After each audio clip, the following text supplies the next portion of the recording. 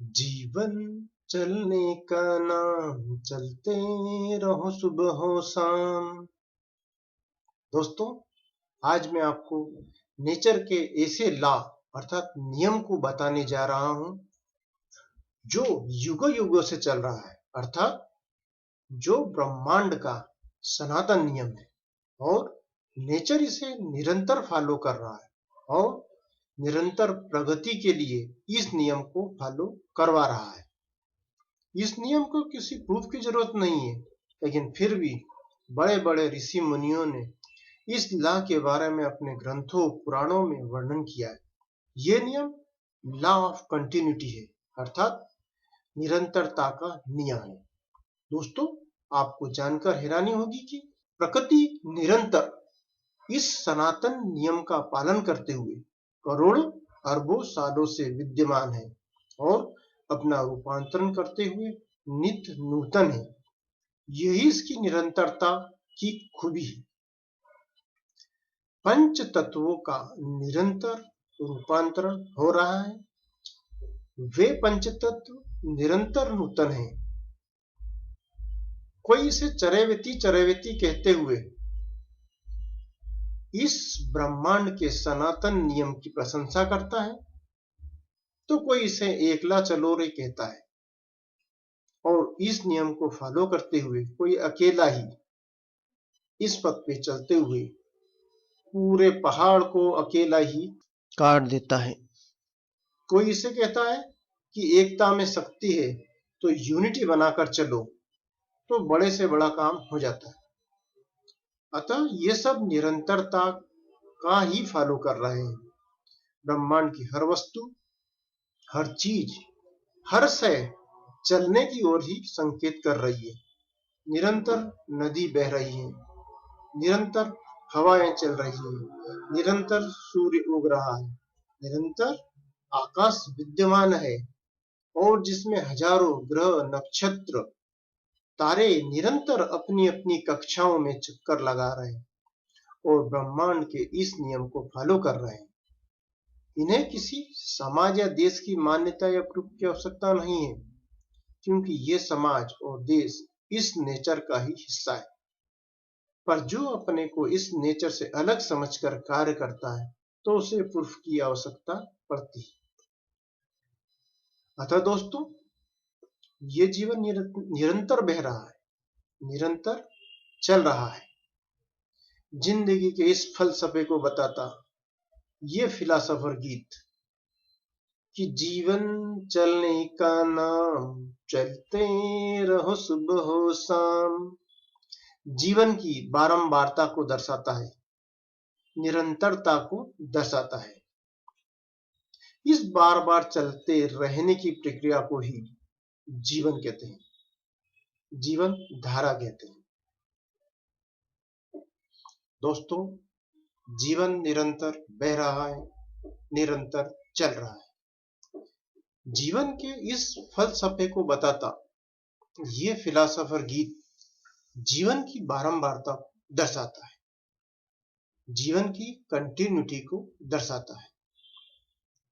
इस बार बार चलते रहने की प्रक्रिया को ही जीवन कहते हैं, जीवन धारा कहते हैं, क्योंकि लगातार जीवन और मृत्यु, फिर जीवन और मृत्यु, फिर जीवन और मृत्यु, यह क्रम लगातार चलता रहता है।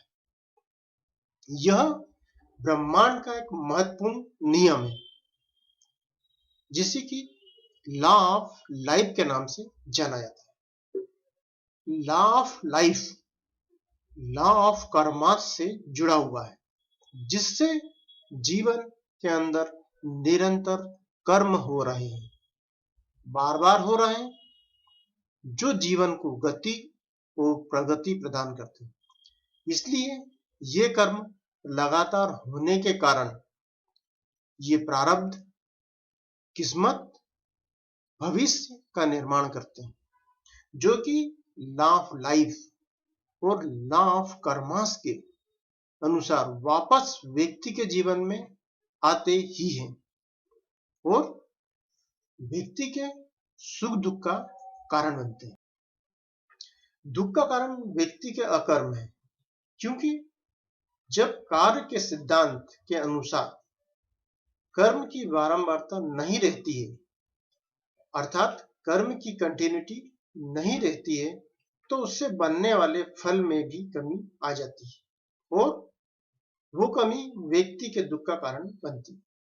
कोई भी व्यक्ति कर्मों की इस बारंबारता कंटिन्यूटी को दोहराने में समर्थ नहीं होता है, क्योंकि समाज के कुछ नियम उसे इन कर्मों के प्रति उदासीन बना देते हैं और इस माइंड में प्रोग्रामिंग के चलते वो किसी काम को पूरे उत्साह से शुरू तो कर देता है, पर उत्साह जल्दी ही खत्म हो जाता है और वो कार्य बरकरार रख पाने में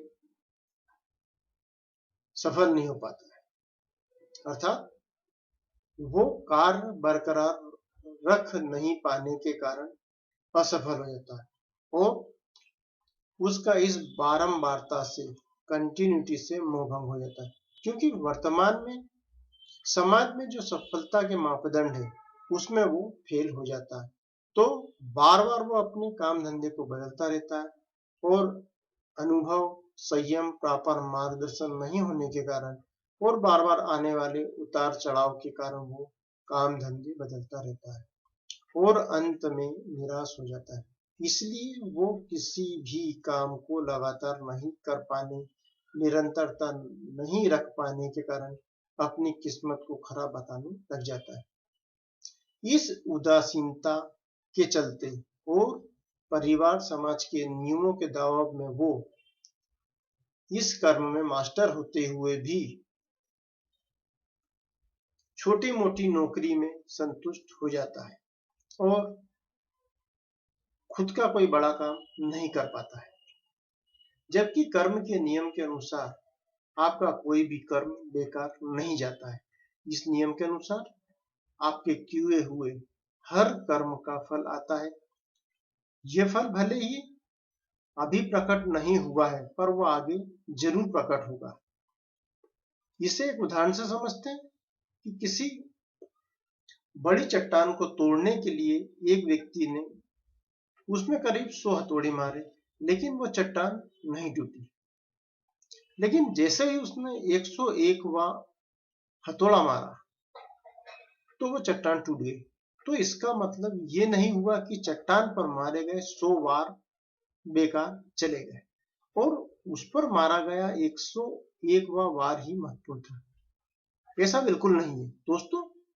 उस व्यक्ति ने जो बड़ी चट्टान को तोड़ने के लिए पहला प्रहार किया था और लास्ट में 101वां प्रहार किया, दोनों और बाकी के सभी 101 प्रहारों की समान रूप से महत्वपूर्ण भूमिका थी। सभी की समान भागीदारी थी, सभी बार महत्वपूर्ण थे। यदि एक बार भी कम लगा होता तो वो चट्टान नहीं टूटती। उस चट्टान को तोड़ने में यदि पहली या 10वीं चोट के बाद यदि कोई रिजल्ट नहीं दिखा तो ऐसा नहीं कि कुछ हुआ नहीं। यदि व्यक्ति आगे चोट देना बंद कर दे तो उसे मनचाहा रिजल्ट नहीं मिल सकता है और वो इस प्रयास में फेल हो जाएगा, फेल कहा जाएगा। लेकिन जानकार और फलसफेकार इसे कहेंगे कि उसने बारंबारता अर्थात कंटिन्यूटी के नियम का पालन ईमानदारी से नहीं किया, इसीलिए उसे तो फेल होना ही था। ऐसा ही जीवन के साथ भी होता है। आपके किए गए हर कर्म का फल समान रूप से आता ही है या आ रहा है। जो दिखाई नहीं दे रहा है अर्थात भविष्य में दिखाई देगा। इसलिए लगातार कर्म करते रहें। लॉ ऑफ कंटिन्यूटी का यही मूल मंत्र है कि आप लगातार कर्म करते रहें सफलता पाने के लिए। या वैसे ही यदि आपने लगातार कर्म किया तो उसके रिजल्ट भी आपको आश्चर्यजनक रूप से आने वाले हैं। जैसे गीता में श्री कृष्ण भगवान ने भी स्वयं कहा है कि कर्म करो और फल की इच्छा मत करो, फिर जो फल आएगा वो बहुत ही मीठा और आनंददायक होगा। किसी भी सफल व्यक्ति की सफलता लॉ ऑफ कंटिन्यूटी पर आधारित है। लॉ ऑफ कंटिन्यूटी के अनुसार कंटिन्यूटी इज ए की ऑफ सक्सेस, अर्थात लगातार कर्म ही सफलता की चाबी है।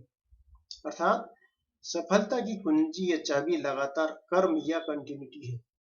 इस नियम को फॉलो लगभग हर व्यक्ति करता है, लेकिन जो इसे लगातार और सही दिशा में कर रहा है, ऐसे सफल व्यक्ति मात्र 20% है। बाकी 80% लोग इनकंटिन्यू होने के कारण अधर में हैं। इन्हें ना तो सफल कहा जा सकता और ना ही असफल कहा जा सकता है, पर ये लोग अपनी जीविका इस नियम का फॉलो करके कर रहे हैं और नौकरी या व्यवसाय कर रहे हैं। व्यवसाय वही छोटा होता। दोस्तों, सचिन ने लगातार 15 से 20 घंटे डेली प्रैक्टिस करके आज नंबर 1 क्रिकेटर बनने की सफलता हासिल की। ऐसे ही अमिताभ बच्चन जी भी फिल्म जंजीर से लेकर आज भी 74 साल की उम्र में लगातार 15 से 20 घंटे एक्टिंग करके लाखों करोड़ों रुपए कमा रहे हैं और नंबर 1 पर। लगातार साल भर पढ़ाई करने वाले विद्यार्थी फर्स्ट डिवीजन पास होते हैं। हर गायक बार बार रियाज करके सफल होता है। हर संगीतकार बार बार रियाज करके सफल होता है। हर एक्टर बार बार प्रैक्टिस करके सफल हो रहा है। रियाज शब्द खुद कहता है कि री अर्थात पुनः करो और याज अर्थात आज ही करो।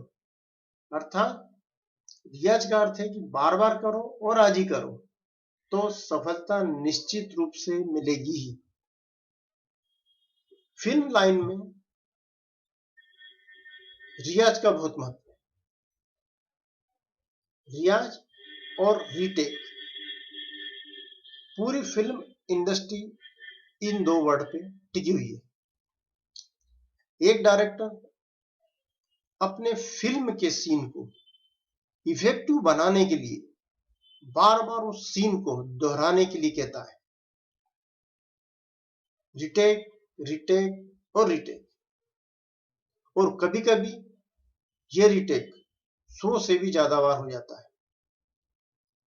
अर्थात रिटेक मतलब दोहराना पड़ता है। 100 बार से भी ज्यादा रिटेक करना, दोहराना, मतलब सभी चीज का इसमें इन्वॉल्वमेंट होता है। इसीलिए फिल्म की कॉस्ट बहुत ज्यादा होती है।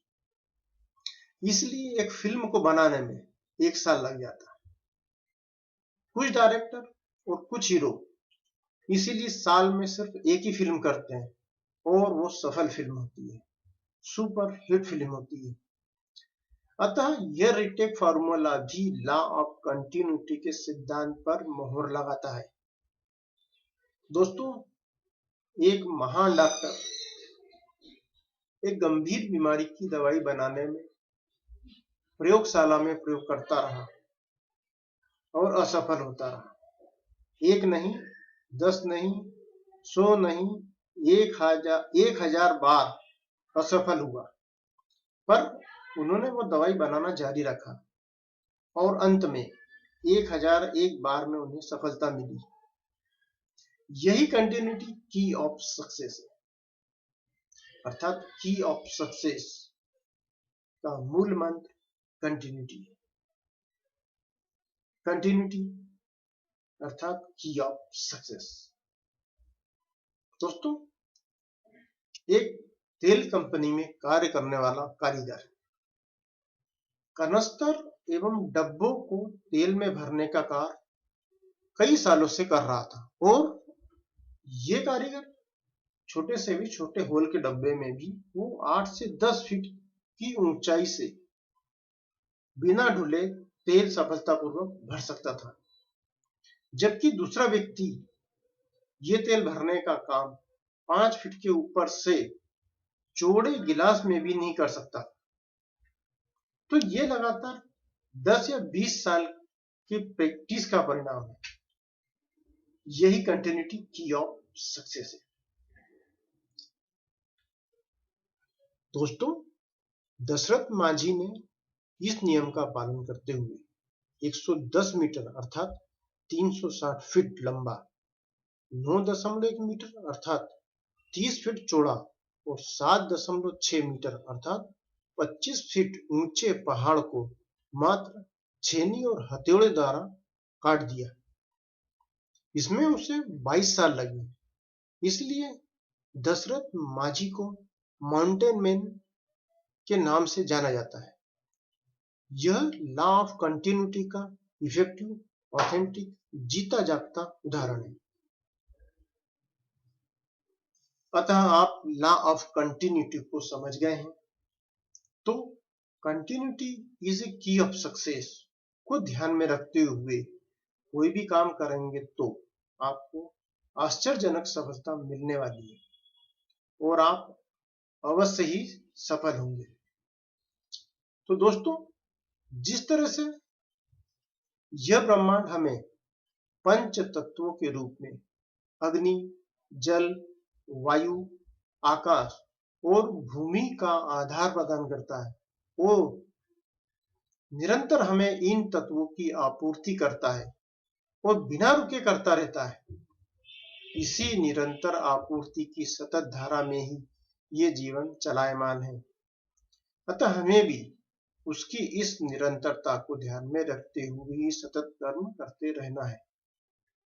तो दोस्तों, जीवन चलने का नाम है, तो चलते रहो सुबह शाम, ताकि जीवन की निरंतरता बनी रहे। जीवन धारा बहती रहेगी, क्योंकि लगातार जीवन और मृत्यु, फिर जीवन और मृत्यु, और फिर जीवन और मृत्यु का ये क्रम लगातार चलता रहेगा और चलता रहेगा, ताकि ब्रह्मांड का यह महत्वपूर्ण नियम law of life, law of Karma से जुड़े रहे और जीवन की इस निरंतरता को बरकरार रखे। तो दोस्तों, मैं हमेशा आपको ब्रह्मांड के रहस्यों और महत्वपूर्ण नियमों के बारे में जानकारी देता रहता हूं, जिससे आपको निश्चित ही फायदा होने वाला है। तो मेरी इस वीडियो को लाइक करें, सब्सक्राइब करें और बेल बजाकर गूगल भगवान को जगाएं, ताकि मेरी अन्य ज्ञानवर्धक वीडियो आप तक जल्दी पहुंच सके। धन्यवाद दोस्तों।